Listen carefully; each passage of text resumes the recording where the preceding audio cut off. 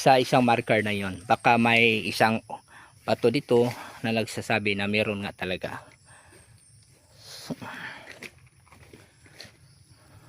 So ito ang kanyang kabubuan. Doon natin nakikita sa unahan yung isang bato, ayon siya mga katiits. So dito may nakalagay, hindi ito masyadong maganda, pero talagang nature lang ito mga katiits, talaga no, nature lang siya no, nature din. Dito ayan ang batong ito, ayun parang arrowhead siya,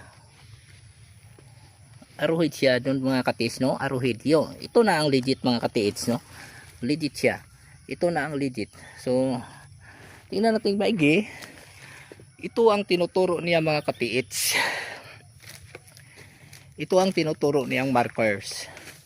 Tingnan natin talaga kung legit ba yan. Legit ito mga katiits no, ito manmade na ito katiits, ginawa na ito ng tao.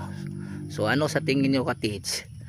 So papunta siyang pataas, dito naman ay sa lupa na talaga nag-iinding. So wala dito katiits sa under dito sa lupa na ito no, wala dito. Ito ayan, legit talaga ito katiits. Tingnan natin sa ilalim. Oh, may ano dyan oh, malalim oh, legit to. 2 inches ang lalim nito katiits. So ang direksyon niya papuntang itaas doon sa banda doon katiits. So dito sa katabi niya, ito ang tinatawag nating stopper mga katiits, stopper, siyang stopper, tagapag sagang mga katiits no, stopper ang bato na ito. So susundan natin itong bato na ito mga katiits, doon siya patungo sa itaas. So makikita natin na talagang legit ito mga katiits, dahil biniyak-biyak itong bato na ito no, ayan no, biniyak-biyak ito, sinadya ito mga katiits.